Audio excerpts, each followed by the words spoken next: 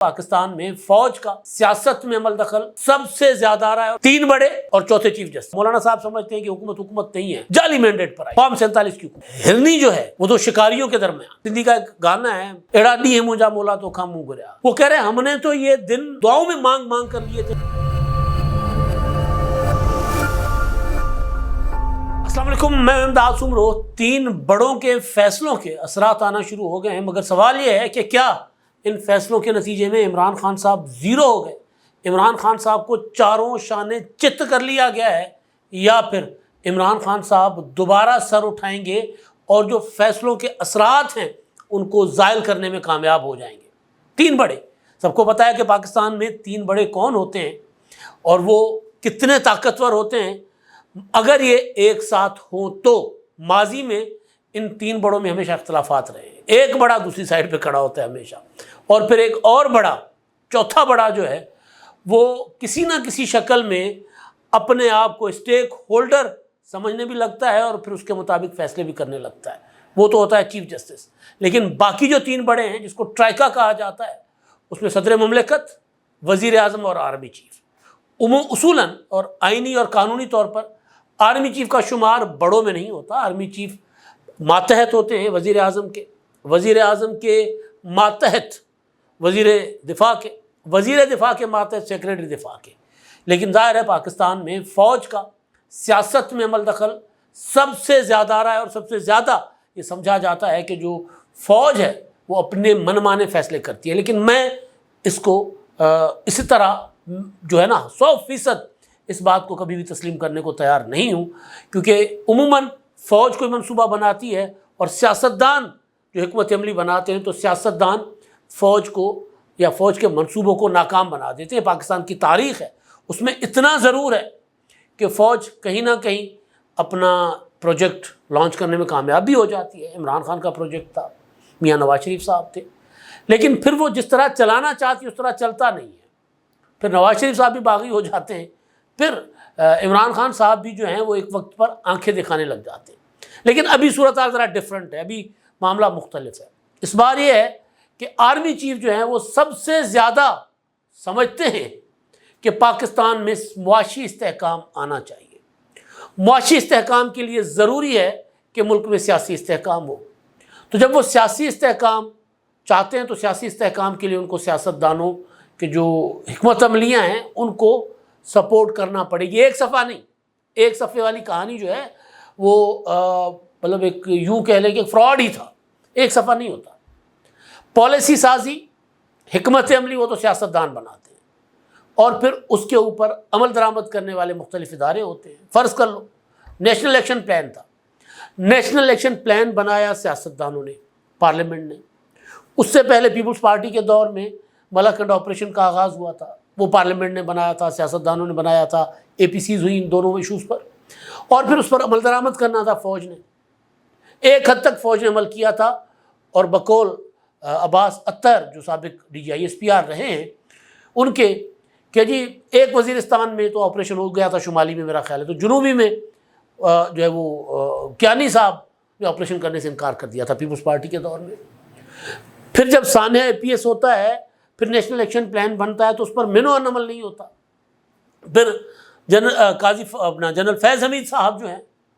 وہ عمران خان کے ساتھ اور باجوہ اور عمران خان مل کر طالبان کو واپس لے آتے ہیں. نیشنل ایکشن پلان پر عمل نہیں ہوتا. تو اس طرح کی جو ہے نا وہ ہوتا رہتا ہے کہ سیاستدان ایک پالیسی بناتے ہیں اور کوئی ادارہ اس پر عمل کرتا ہے, کوئی نہیں کرتا, اور پھر کڑمت سمجھ جاتا ہے. لیکن اب ذرا صورتحال ڈفرینٹ ہے. 3 بڑے اور چوتھے چیف جسٹس, چاروں کی ایفرٹ نظر آ رہی ہے کہ بھئی کسی نہ کسی شکل میں ملک میں سیاسی استحکام ہو, اور معاشی استحکام اس کا بائی پروڈکٹ ہے. ابھی ریسنٹلی جو عمران خان صاحب نے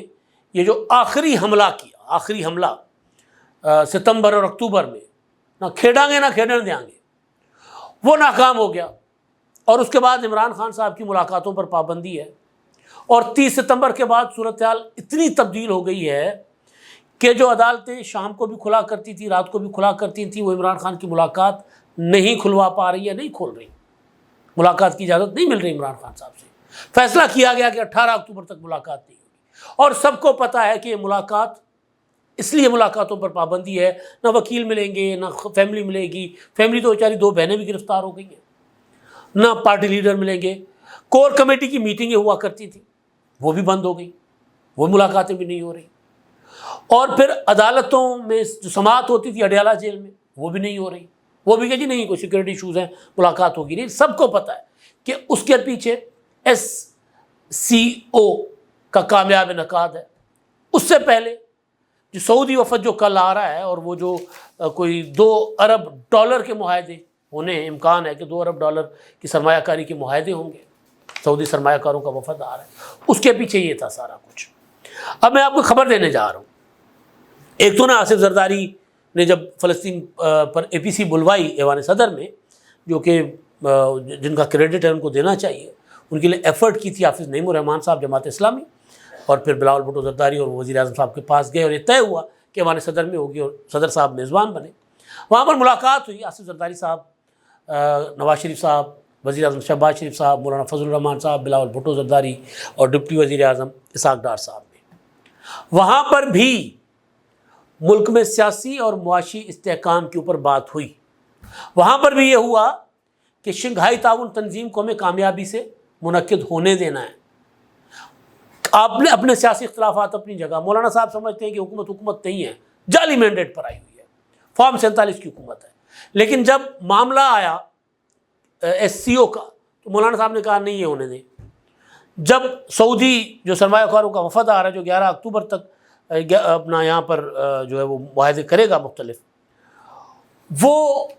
اس پر جب بات ہوئی تو مولانا صاحب نے کہا نہیں ہم تو کسی صورت نہیں چاہتے کہ کوئی مہمان آئیں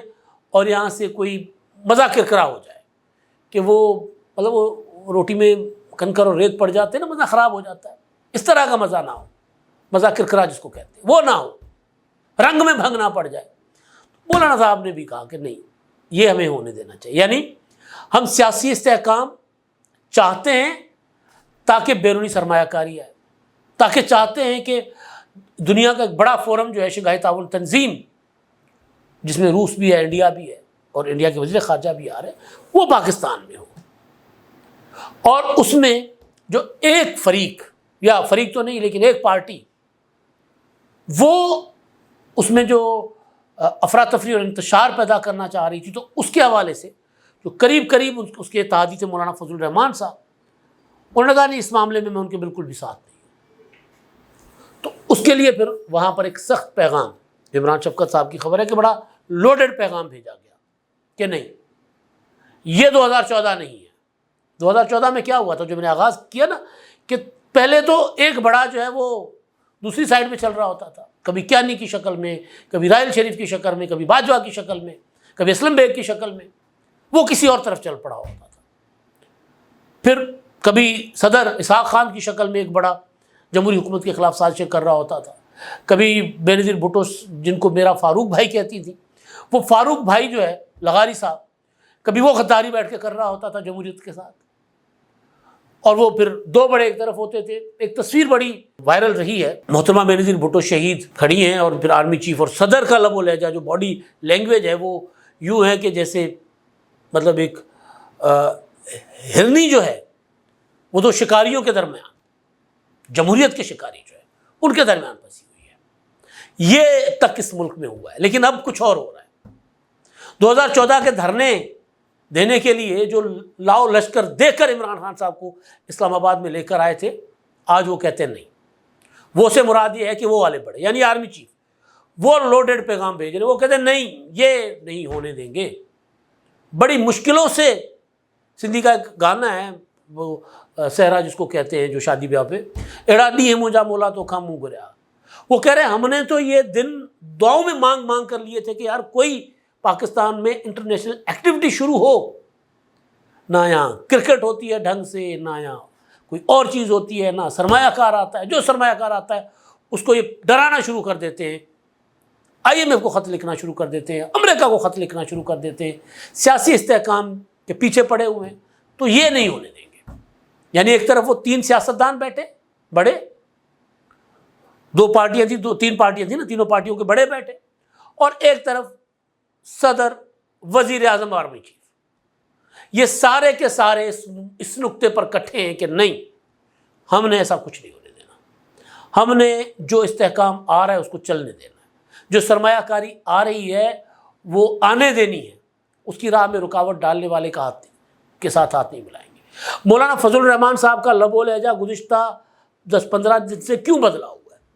وہ اس لیے نہیں بدلا ہوا کہ شاید پیپلز پارٹی یا مسلم لیگ نون نے ان کو کچھ دے دیا، وہ اس لیے بدلا ہوا کہ مولانا صاحب زیرک سیاستدان ہیں، وہ سمجھتے ہیں کہ یار یہ سیاست ہے اپنی اور یہ ملک ہے، تو ملک کا جب جہاں معاملہ آتا ہے تو وہاں پر ہم نے اپنی جو پارٹی پالیٹکس ہے اس سے سائڈ پر ہونا ہے۔ تو مولانا صاحب سائڈ پہ، انہوں نے کہا نہیں اس معاملے پہ، اس لیے وہ اے پی سی میں بھی چلے گئے، پی ٹی اے پی سی میں نہیں گئے۔ تو اب یہ جو سارا کچھ ہو رہا ہے کہ پاکستان میں سرمایہ کاری آ رہی ہے، آئی ایم ایف نے جو ہے وہ $7 ارب کا معاہدہ کر لیا، قسط بھی پہلی آ گئی، وہ جو ہے ایشین ڈیولپمنٹ بینک جو ہے وہ پاکستان کو قرضہ دینے پر راضی ہے، سعودی انویسٹمنٹ آ رہی ہے، دوسرے ممالک پاکستان کی طرف انویسٹمنٹ پر اب راغب ہو رہے ہیں، حکومت اصلاحات کی طرف بڑھ رہی ہے۔ ابھی میں خبر دیکھ رہا تھا، جو وزیر خزانہ ہیں انہوں نے کہا ہے کہ جی جولائی 2025 میں یعنی نیکسٹ ایئر جو زرعی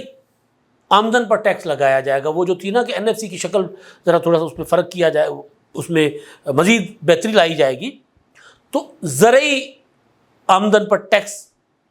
یہ بہت پرانی ڈیمانڈ ہے کہ بھائی آپ کی لاکھوں ایکڑ زمین ہے، ہزاروں ایکڑ زمین ہے، آپ ٹیکس کیا دیتے ہیں؟ وہ جو سرمایہ کار ہے، وہ جو صنعت کار ہے، وہ کہتا ہے یار میری جو ہے وہ انکم جو ہے وہ اگر میری 2 کروڑ روپے بھی ہے مہینے کی تو آپ اس پر مجھ سے ٹیکس لے لیتے ہیں، ان کی جو انکم ہے اگر وہ 10 کروڑ مہینے کی بھی ہوتی ہے تو آپ اس سے نہیں لیتے، تو کیوں نہیں لیتے؟ اس سے بھی لیں، اتنا ہی لیں جتنا مجھ سے لیتے ہیں۔ اور پھر دنیا جہان میں زرعی انکم ٹیکس ہے، پنجاب نے میرا خیال اس پر کوئی پورٹل شوٹل یا یہ بھی کیا مریم نواز صاحبہ نے، تو یہ ڈیولپمنٹس ہو رہی ہیں، معاشی استحکام ہونے جا رہے ہیں۔ اب میں آتا ہوں ایک بات جو میں ہمیشہ کرتا رہا ہوں، وہ یہ کہ عمران خان صاحب جو ہیں وہ ان کی سیاست یکجہتی میں نہیں ہے، وہ 2 پارٹیوں کے اتحاد کی پیداوار ہے، وہ 2 پارٹیوں کے اس اتفاق کی پیداوار ہے کہ آئندہ ہم نے ٹول نہیں بننا فوج کا، اسٹیبلشمنٹ کا۔ بینظیر بھٹو شہید اور میاں نواز شریف صاحب، ان کے درمیان میثاق جمہوریت ہوا تھا، تو میثاق جمہوریت کا بدلہ جو ہے وہ پاکستان کی اسٹیبلشمنٹ نے، فوج نے اور ججوں نے، جس میں افتخار چودھری نے بھی ہاتھ ملایا تھا، کیونکہ وہ بھی ایک طرح سے اقتدار میں سیاستدانوں سے بڑا حصہ اپنا سمجھتے تھے، جج انہوں نے لیا تھا عمران خان کی شکل میں، عمران خان صاحب کو لے کر آئے، رائل شریف لے کر گئے، پھر عدالتوں نے، کھوسا نے، ثاقب نثار نے، انہوں نے مل کر نواز شریف صاحب کا کباڑہ کر دیا عدالتی فیصلوں کے ذریعے، عمران خان کو صادق اور امین بنا لیا، تو پروجیکٹ ایک بنایا تھا سیاسی استحکام کے اگینسٹ، اور وہ آیا عمران خان صاحب۔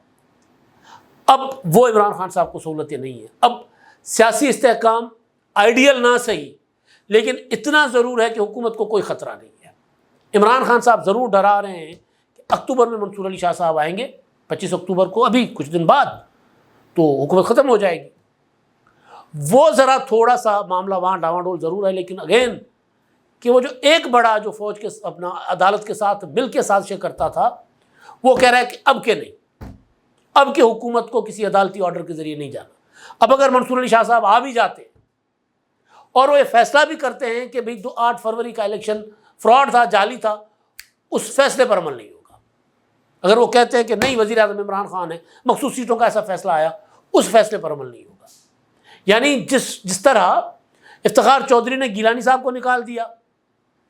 اور پھر اس کے بعد نواز شریف صاحب کو نکالا گیا نااہل قرار دے کر، اس طرح اب نہیں ہوگا، اب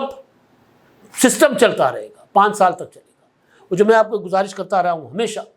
وہ جو شروع میں نے بات بھی کی تھی کہ کمزور معیشت وہ اس سیاسی نظام کی گارنٹی ہے۔ جب تک معیشت طاقتور ہو جائے گی، ملک میں پیسے آئیں گے، پھر نیتیں بدل سکتی ہیں، لیکن کیونکہ یہ حکومت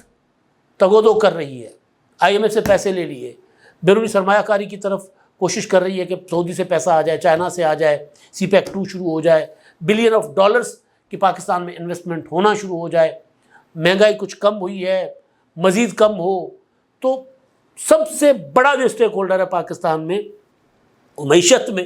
وہ ڈیفینیٹلی پاکستان کی فوج ہے، دفاع کے حوالے سے اور باقی حوالوں سے بھی.